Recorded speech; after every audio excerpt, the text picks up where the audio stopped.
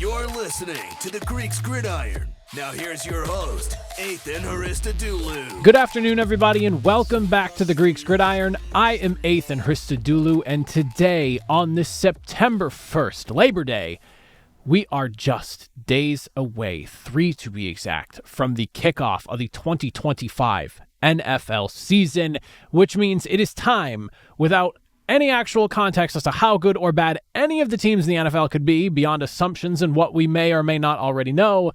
We're doing power rankings, and we're bringing back the tier list from last year. It was very well received. The conversation around it was a lot of fun, so we're doing it again this year. So power rankings mixed in with tier list.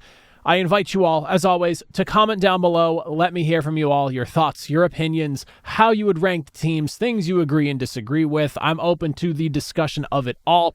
But as a reminder for rules before we dive in here, two things, or actually we could bring up the board first and then we can get into the rules here. So if you take a look up on the screen right now, we have ourselves 5 tiers that we are working through. At the very bottom, we are looking at the probably picks top 5 tier. These are the bottom of the bottom in the NFL, the 5 worst teams. This will always have a combination of 5 in some order. We also have ourselves the Swirling the Toilet ranking this year. This is a new tier that we're bringing in. This is a group of teams that their season is on the rocks.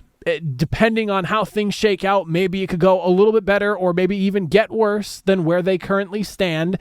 We then have ourselves the Jeff Fisher 500 Club. A lot of people seem to love this one here. The perpetual, and obviously we can't go 500 anymore currently in the NFL, but it will be here. These are the teams, 8 and 9, 9 and 8, maybe somewhere along like 7 and 10. Something within that ballpark. We then have ourselves, of course, the playoff hopefuls, teams that are probably going to be fighting for a playoff spot come season end. And then, of course, at the very tippity top, the Super Bowl contenders, those top teams that are battling it out for a championship this season. As I mentioned, diving in, this is no actual context. Week 1 power rankings are always just nothing but assumptions, and that's what we're here to do. The 2 rules I wanted to mention before we get going, the top 2 divisions, they must be represented with 14 teams each and every single week. All 8 division winners, air quotes, division winners, must be represented in the top 2 tiers each and every single week with 6 wildcard teams, 3 from each conference. So just be aware as we go through those 2 tiers. There's always going to be 14 teams between those 2 tiers in some combination or another. That all being said, let's dive in. We'll start from the very bottom and work our way up to the very top. To begin with the probably picks top 5 tier, we got 5 teams, starting off with the Browns, the Saints, the Colts, the Jets, and at the top of the group, the Carolina Panthers. So if you're looking at this from right to left, is lowest to highest of the tier. That being said, Browns genuinely have no hope for the franchise this season. Unfortunately, I'm sorry, Browns fans, you deserve better, but the offseason circus has just kind of put me in the I would not be shocked to see them picking number 1 overall this season category. The Saints, sitting at 5-12 last season. This offseason, I don't really think things got better, to be quite honest. I don't really know where this team ends up if it's not somewhere at the bottom of the NFL this season. The Derek Carr retirement definitely blew a hole in potential plans that this team had. On top of that, Tyrann Mathieu seems to kind of be like, even though I'm playing for my dream team, I'm all set. I think I'm going to retire as well. There's a lot steering me away from them right now, and I think this is a team primed to pick their quarterback of the future next season, and I think a lot of Saints fans are semi-hoping for that because they would like for the post-Drew Brees era to finally come to a close and look forward because it's been dragging on for far too many years in my eyes. The Colts, another team that I'm not really thrilled with right now. For anyone who's been a long follower of the show, I grew up a Colts fan. And the reason I say I grew up a Colts fan is because basically the day Andrew Luck retired was the day my diehard fandom died. And at this point, I could not really care what happens to this team or not. And to see them having a battle between Anthony Richardson and Daniel Jones this past offseason pretty much sums up how I feel about that football team. The Jets, right above them. Aaron Glenn definitely has his work cut out for him this year. A lot of great youth on this football team, both offense and defense, headlined by a star at their position. Defensively, obviously, you have Sauce Gardner, and then offensively, of course, Garrett Wilson. There's also a Breece Hall in the mix there. There are some pieces to work with on both sides of the football that you can really like. It's Justin Fields' opportunity, though. And I'll be very curious to see how it shakes out, because I was kind of in the camp last year that he should not have been pulled from his starting spot. I know that job was always supposed to be Russell Wilson's when he came back with the calf issue, but I just felt like the team was winning. Yes, things weren't perfect in Pittsburgh, don't get me wrong, but they were still winning, and it just felt weird taking Justin Fields out of a starting spot when the team was in the position that they were in. And then to round out the group, the Panthers. Quite simply, without getting into too much, there's a few things that I'm not really big on with this team, but first and foremost, I'm not a Bryce Young believer. That is what that is. It kind of starts and stops there for me offensively. On the defensive side, they have so much ground to make up this season that I can't imagine that they jump much more than like maybe 5 to 10 spots at the very best between being at the bottom of the NFL to where this defense could potentially improve to. They could not stop the run at all last season. It felt like one of the more historically bad run defenses, and they allowed the most points by far in the NFL by nearly 100 points to the second place team behind them. So a lot of ugly in this bottom group. Definitely some conversation to be had about maybe like the Jets and the Panthers, but those three that I have at the very bottom, I feel pretty good about.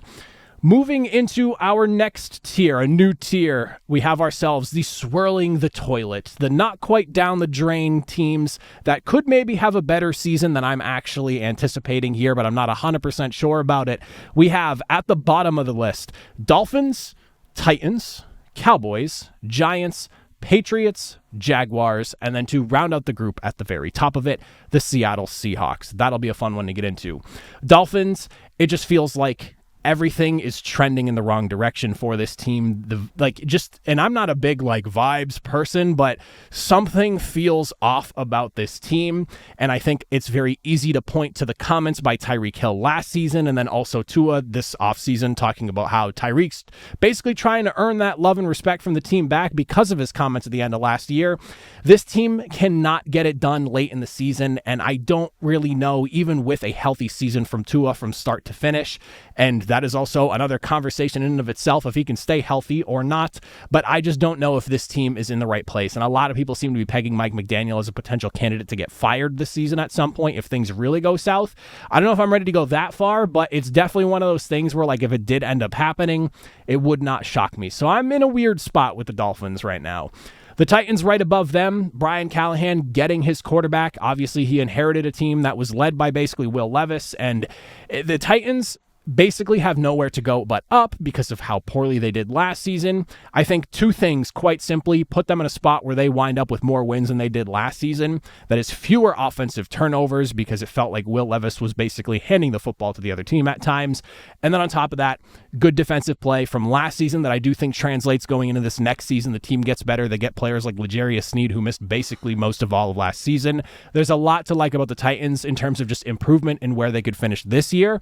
I don't think it's going to be a massive leap. I think there is definitely work still to be done here, but the Titans should not be sitting on a 3-win season in my eyes.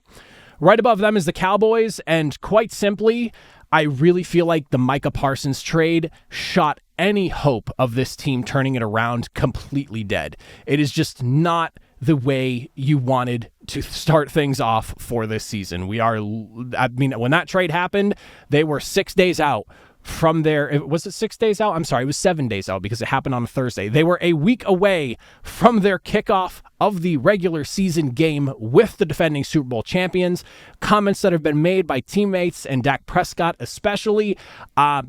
I am worried about this Dallas Cowboys team, and it got pretty ugly last season. Obviously, if Dak is healthy, if CeeDee Lamb is healthy, this offense will be able to move, and obviously the addition of George Pickens this offseason makes that offense very tantalizing. But beyond that, I don't really know what to make of this Cowboys team. I'm fading them. I think things get a little bit uglier here, and I think the noise that if the fan base hasn't already made enough only gets louder from here on out. The Giants right above them, I really, really like what this defensive front could look like with Kayvon Thibodeau, Brian Burns, and of course, drafting Abdul Carter.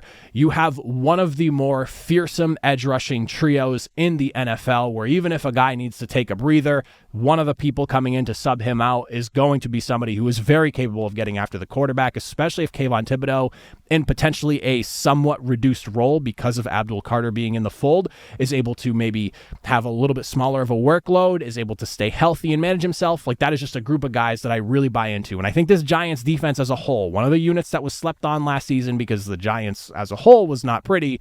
But you look at potential better quarterback play. Malik Neighbors is still Malik Neighbors. I'll be curious to see who else can maybe step up on that offense. Maybe Tyrone Tracy building upon his season last year. A lot to like as far as like forward progression is concerned with the Giants. I definitely think they finish off better this upcoming season than they did last year, but we'll see. Patriots right above them. The overall talent of this roster, oddly enough, feels like it got worse after cutdown day, and I don't really know how I feel about that. The conversation all offseason long has been, can Mike Vrabel turn this thing around? Can he reinvigorate the Patriot culture that everyone was so accustomed to for 20 some odd years, the winning ways and yada, yada, yada.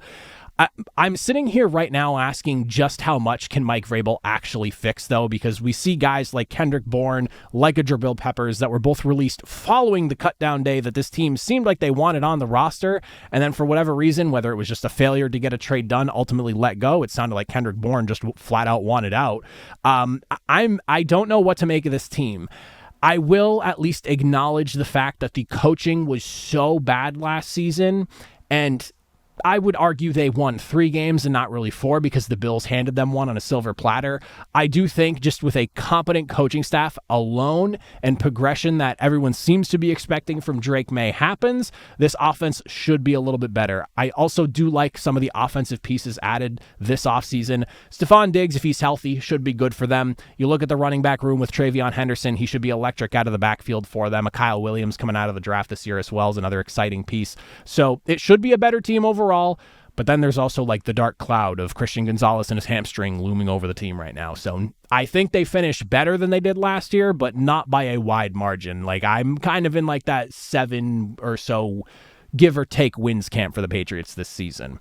Jaguars above them, Travis Hunter and Brian Thomas are two of the most exciting, or I guess one of the most exciting tandems in the NFL as far as wide receiver pairings is concerned. And I think what Liam Cohen could potentially do, cooking things up with those two guys, and of course, potentially trying to save Trevor Lawrence's career to this point. He did so with Baker, so maybe he could do it with Lawrence here.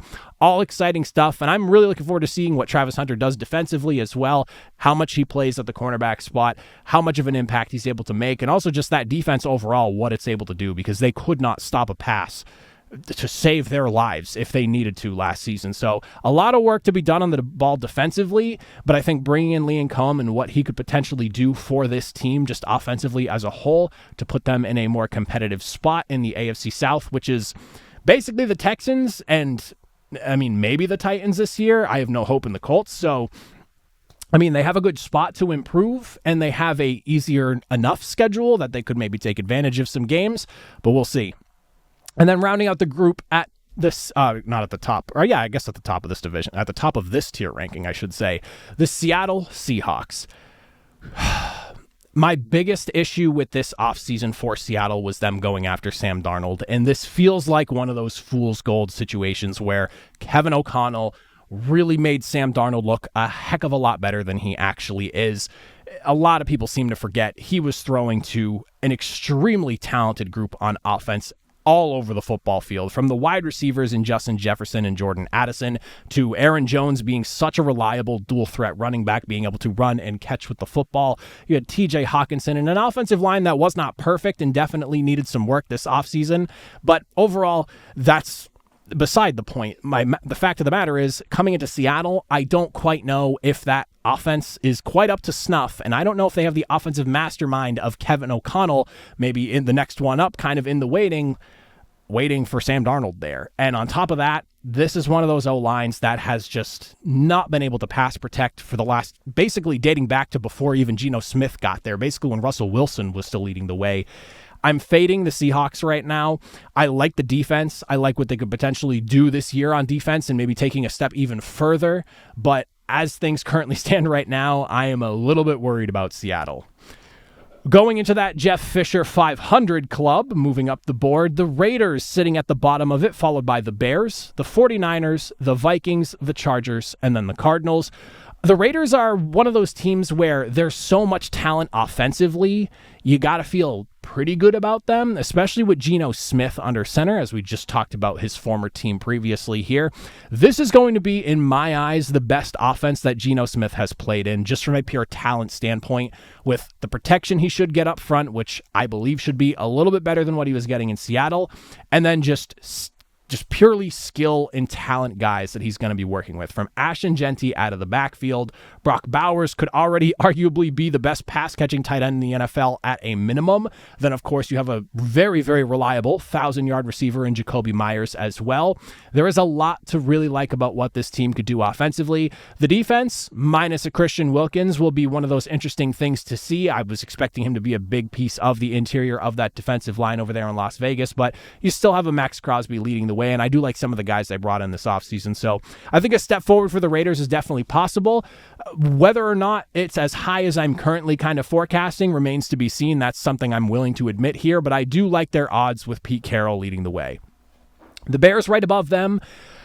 The big question, I guess, how much better does this offense get under Ben Johnson? I also am very curious to what this defense is going to look like this year, because things definitely fell apart in the back half of last season, but the Ben Johnson factor is obviously something you need to watch for and you have to be excited about. And can he be the quarterback whisperer that they need him to be for Caleb Williams?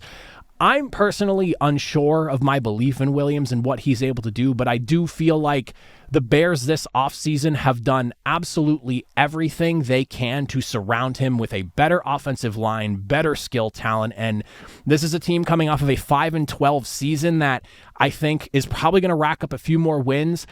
I'm not ready to say like sniffing playoffs, but if they don't sit here and go from 5-12 to like maybe an 8 or 9 win season, I'd be pretty surprised. Like, I do think we're going to see more wins from Chicago. They should be better than a handful of the bottom teams down below, underneath them in the tier list here, but I do think that this should be a team that does improve in some capacity, and that's about bottom line for me.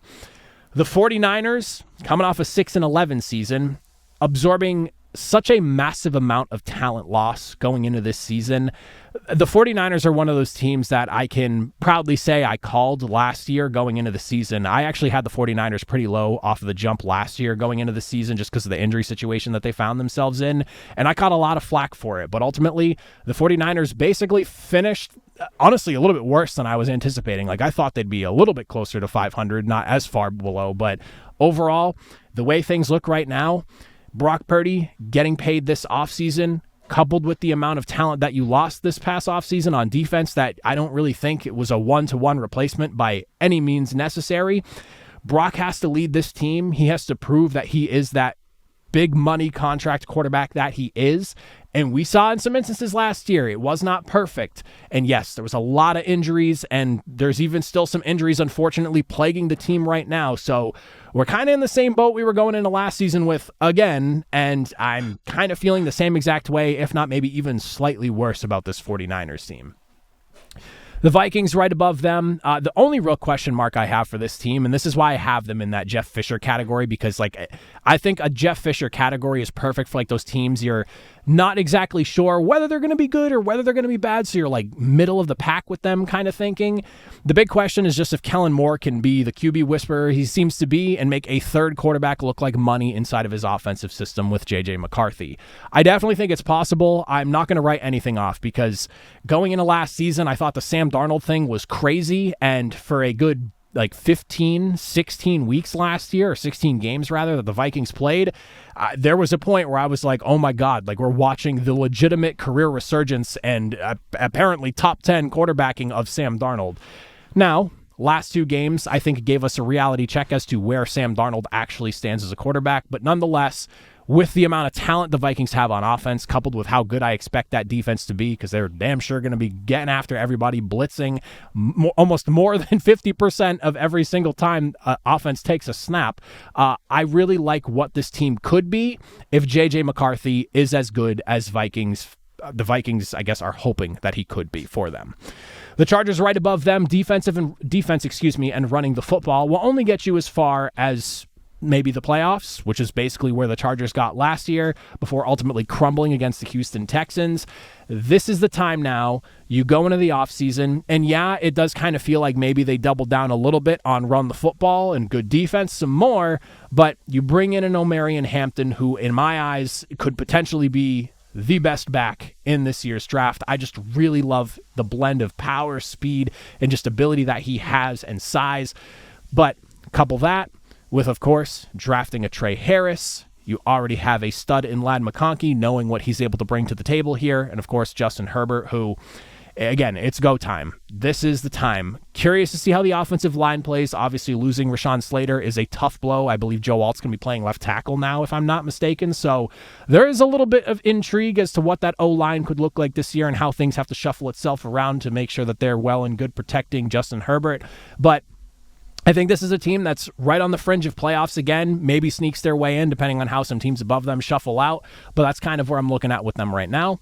And then the Cardinals round out this group, a team that finished 8-9 last season, shocked a ton of people with the way they were playing at certain stretches of the year.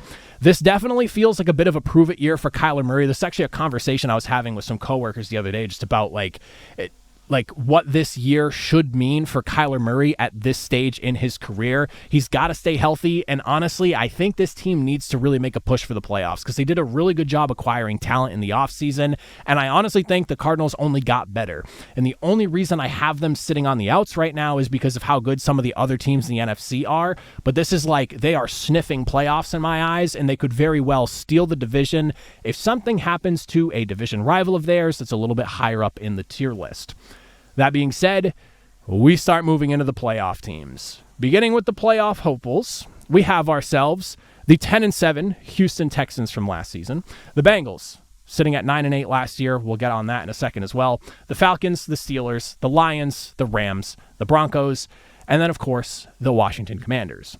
So the Texans finishing 10-7 last season, here's what I've got to say about that. I think this could still be a really good team, and it really comes down to one big question mark, and it's just, A, how can this offensive line get it together and protect C.J. Stroud? And 2, how does C.J. Stroud play if that does not happen and he's continuing to struggle with the pass protection that is just not happening in front of him? I really think what this Texans season looks like kind of lives and dies on that, because I love the defense in Houston. I think what they've built over there is incredible, and it all starts with that defensive front up there. It's phenomenal what they've been able to do, and I think you did a really good job this offseason with your drafting, going after 2 rookie wide receivers from Iowa State. I think you're in a really good spot right now to potentially make another playoff run. AFC South is pretty wide open. I could see them landing at 10-7 again this year and winning the division and cruising themselves to a playoff game and a home game at that. But they have got to protect C.J. Stroud. If that O-line regresses beyond what it was last year, then things could get tricky. Again, the Jaguars could maybe make a put. Like, the AFC South's a weird division where no matter what every single team's record is, I feel like this kind of works for like the NFC South as well. Something about the South Division teams.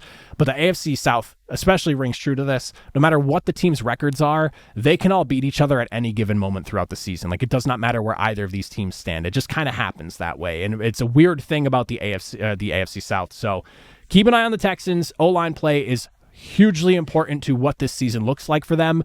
But I wouldn't be shocked if they're there winning the AFC South once again, just because of how poor the rest of the division looks overall. The Bengals, I have right above them.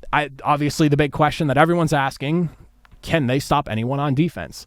I don't really know. But one thing I do know is if they start off to a quicker start than last season, and obviously everybody watched the Bengals playing a lot of their starters throughout the preseason this year, if they can start on a roll, and they're not dropping their first 2 games of the season or going like 1-3 to kick things off, it's a playoff team. They have one of the most potent offenses in the NFL, and that's not really up for debate. We saw those numbers last season. We saw the way Joe Burrow was this close to dragging the Bengals, kicking and screaming to a playoff berth.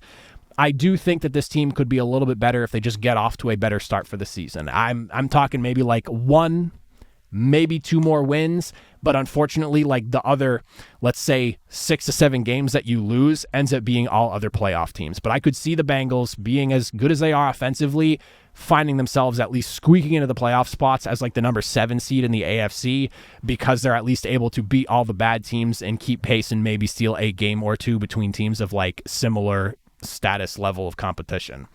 Falcons right above them. I'm a big fan of Michael Penix, and I really do have to say that I talked about this already prior, but I love what the Falcons did defensively this year, just identifying a problem and going absolutely all in on trying to fix it, drafting 2 edge rushers, and of course, James Pierce Jr. and Jalen Walker. You also go out and get a Leonard Floyd as well.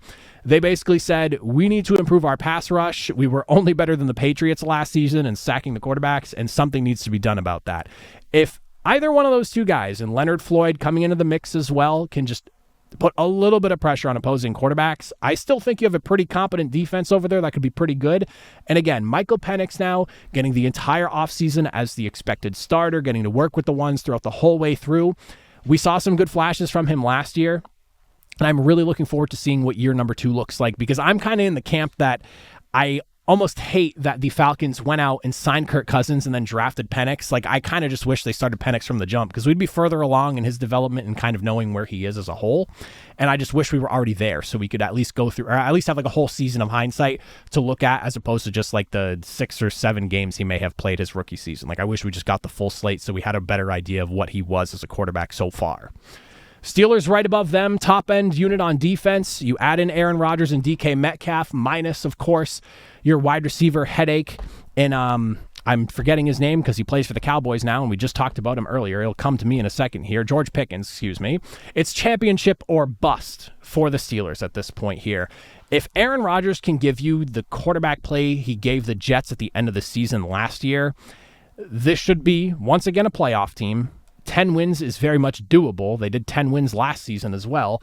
If you can at least scratch that and get into the playoffs, I think with how good the defense is, and if Aaron Rodgers can just protect the football, just about anything could happen. Just about. There are some things I am concerned about here, and just Aaron Rodgers and where he currently is at this point in his career and how late he joined the Pittsburgh Steelers as a whole. But defense does win championships at the end of the day, and a solid Aaron Rodgers of quarterback play should be better than what you've gotten from the last couple of seasons, I guess you could say, for the Pittsburgh Steelers. So I'm very interested in seeing what they do. If this is a number 6 seed in the AFC playoff race, wouldn't be too surprised. The Lions, taking quite a bit of a drop. The turnover of coordinators is obviously the big conversation here for them, and that kind of makes me feel like you have to take an inevitable step back at some point. The Lions have just been adding more and more wins each and every single season, culminating in the 15-2 year they had last season. At some point, you have to regress, and I think by losing both your offensive and defensive coordinator, we're probably going to see some of that. To how much, I don't really know, and this is one of those things where if the Lions end up a little bit higher on this board down the road as we go through the season, I wouldn't be too surprised, in part because this team as a whole, when you look at the roster, is just uber talented. There are guys everywhere who would be starters on other teams, and I think that speaks to the ability of that front office to go out, draft, and of course the coaching staff, and on both sides of the football, being able to draft and then develop these guys into starting caliber players and being big impact playmakers at that, especially the offensive side of the football in Detroit. But I am expecting a little bit of a regression this year. I still think they're a playoff team. I still think they'll be well in the mix of things, but I wouldn't be too shocked if we see maybe some growing pains early before the team really starts to catch fire during the middle portion of the season or so. Rams, this is what I was kind of alluding to when we talked about the Cardinals earlier. Matthew Stafford's back is my only real concern. You have a great skill group on offense, young, talented defense, especially that defensive front. If Matthew Stafford, though, cannot stay healthy, then you are in a bit of trouble. I know Stetson Bennett's a lot of fun to watch during the preseason, but I don't think he's doing what he does during the preseason, during the regular season. And at this point right now, I'm sorry. Is Stetson Bennett even still on the Rams? Now that I'm thinking about it, Jimmy Garoppolo is the backup quarterback. And if you've been following the show long enough, you all know how I feel about Jimmy Garoppolo. Not a big fan. So if Matthew Stafford's just not healthy enough to be able to stay on the field all season and for a playoff run, I do have my concerns, and that's where I feel like the Cardinals could flip with the Rams here and maybe steal the division, because I definitely think the Cardinals could be in line to do so if all falls their favor. But as it stands right now, I like this team a lot. I think they could potentially make another run. They were the best team against the Eagles throughout the playoff run last season that the Eagles went on. That being said, it all comes down to Matthew Stafford's health. The Broncos, all in on their defense, love what they're building over there, and I have zero reason to believe that that defense doesn't get even better this year. Like, we are talking Broncos, probably a top 3 defense at worst this season with what they've got cooking up over there. I love everything about that unit. And then, of course, on the offensive side of things, this is where everyone kind of, is a little bit iffy. Was last season with Bo Nix? Was that all just teams not really knowing much about him? Now you got the whole offseason of tape for those that are going up against them to really get into what does Bo Nix do and not do well. Nothing from last season really makes me feel like this offense can't progress forward.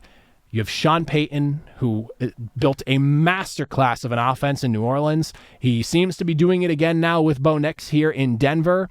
And as long as Bo Nix can handle the pressure that defenses are able to bring, that was probably his one glaring weakness, is that when he got under pressure sometimes throwing the football, things got a little bit crazy. If he could be a little bit better with his legs, because he is very mobile, and make a few better decisions here or there with where the ball goes, you might have yourself a very formidable Broncos team this year. But I do think that the Broncos have a real chance of at least finishing second best in their division this year. And then to round out the playoff hopefuls, of course, the Washington Commanders can defensive coordinators, kind of like how we just talked about with Bo Nix, kind of the same question here, finally figure out Jaden Daniels. I feel like I listened all last season to people tell me, oh, well, now 6 weeks have gone by, 7 weeks have gone by, 8, 9, 10 weeks have gone by. They're going to finally figure out the college offense that they're running over there with Cliff Kingsbury and Jaden Daniels. Well, we went through an entire season, and it was not until the NFC Championship that anyone really felt like they figured out what Jaden Daniels was doing. I will say this is going to be a good team for quite a while. I am a firm believer in Jaden Daniels, and I think that the best is still yet to come. We are going into the second season of this guy's young career, and he's cracking top 10 quarterback lists like nobody's business right now, depending on where you look. And if he's not top 10, he's like 11 at worst. My biggest question here is really just, did they improve the defense? I love what they did on offense. You go and get a Deebo Samuel. You go and get yourself a left tackle as well in Laramie Tunsil. The offense is geared and ready to go. The question is, what does this defense look like this year? If it can get even better and it can be even more dominant, we have quite a problem brewing in the NFC. And then to round out the top of the list here, the Super Bowl contenders, the teams that should be battling well into January this upcoming season. At the bottom, we have the Buccaneers, the Bills, the Packers, the Ravens, the Chiefs, and then to round out the group, of course, the defending Super Bowl champions and the Philadelphia Eagles. I am all in on the Bucs this year. I felt this last year, and they were flawed, especially against the pass, but with the emergence of Bucky Irving, you go and you get yourself an Emeka Egbuka, and of course, you were able to keep Chris Godwin in tow on the offense. There is so much to like about this team just offensively alone, and they will, in my eyes, be able to go shot to shot with just about anyone this season. If the defense can just take that next step forward, if they can tighten up against the pass just a little bit more, this, in my eyes, is a legitimate threatening team in the NFC where they could be pushing that 12-win total or potentially even more. I really feel good about that and strongly about it. I've been a Baker Mayfield fan since his literal first day that he stepped into the Cleveland Browns. This is a guy who should be considered one of the top quarterbacks in the NFL. The numbers over the last 2 seasons since he's come to Tampa Bay literally show as much. This is a team that could very well be making a run this year. The Bills right above them, kings of a weak AFC East, but Josh Allen basically can stack up against any quarterback on any given week and go shot for shot. Depending on the day, he's probably the better quarterback. Depends on the day, though. That being said, I am interested in seeing how this defense continues to unfold this year. The addition of Joey Bosa is an interesting one. Whether or not he can stay healthy throughout the year obviously remains to be seen. But also just because I've always looked at the Bills defense, not always, but recently in the last few years, it feels like I've looked at the Bills as a team that's always been greater than the sum of their parts. Like, you don't have household names on that defense, but as a unit, they play together extremely well. And then there's also the conversation, I don't really think this, but I do hear a lot of it about people just saying that this team might be better off without Sean McDermott and maybe a different head coach in play. That's also one of those things where if the Bills just come up short again, kind of the conversation that you saw with like Nick Sirianni going into last season. Like, do you think at some point people start calling for Sean McDermott's job and maybe start saying we need a change at head coach here to maybe get this team over the hump? Like, that is something that I think at this point it's a fair conversation to have. Like, the Bills have been great, and Sean McDermott has just done a good job of keeping this team competitive and winning football games every single year. But at what point do you sit there and go, enough is enough? We can't keep stalling out at the AFC Championship game or the divisional round of the AFC. Like, we need to get over that hump. The Packers, right above them. Packers going after Micah Parsons and making that move solidified them as a Super Bowl contender to me. I was very much on the fence about how I felt about this team, and a lot of it went down to I was not really sure what this pass rush was going to look like.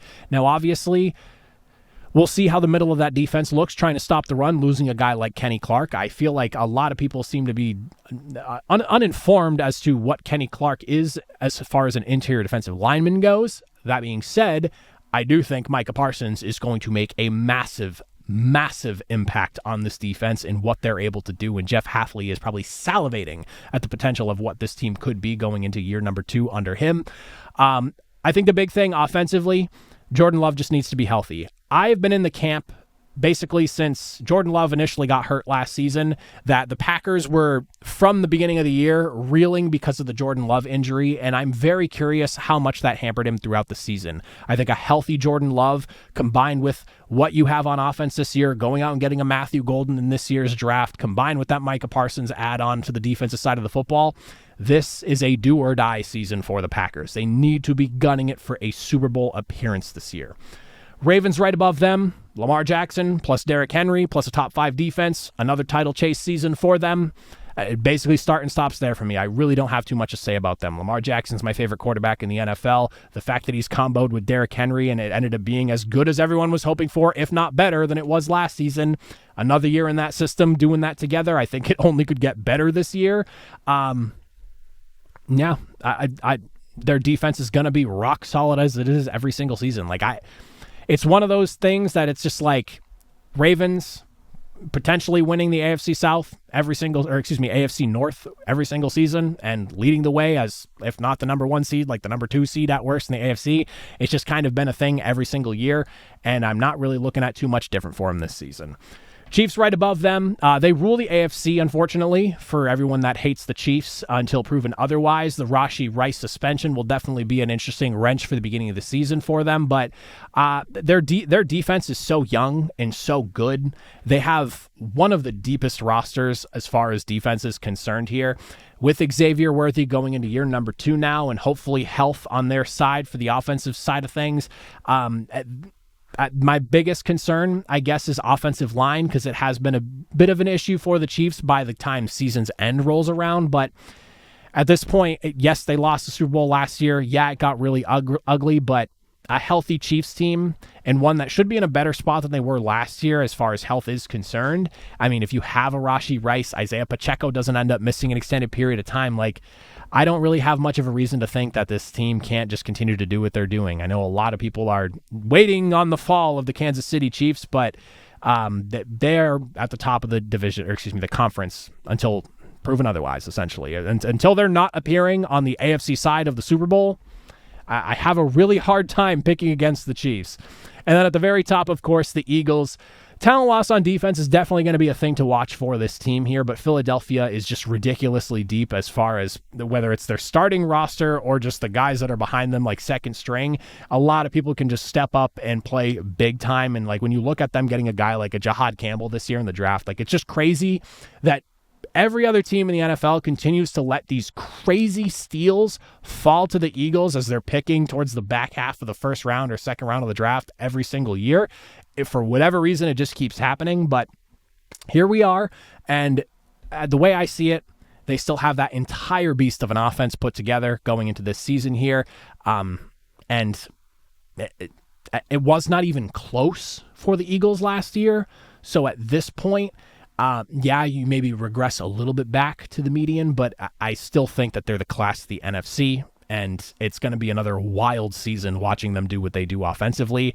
And you had so much youth step up and look good in year number 1 last year that, you lost a lot of pieces. The pass rush will definitely be something worth keeping an eye on, but you still got some monsters in the middle of that defense in Jalen Carter, Jordan Davis, guys like Nolan Smith Jr. who are ready to step up and do their thing. Zach Bond, to name a few. Like, the defensive front is still pretty loaded, even though they lost some players. So they're the class of the NFL until I see otherwise. So those are my rankings, my tier list going into week number 1 of the NFL. As always, love to hear your thoughts, your opinions. Comment down below. Let me hear from you all. How do you feel? Agreements, disagreements, fire away. I'll leave it all to you now. But as always, you made it to the end. I greatly appreciate it. I'll see you all next time. Have a good one.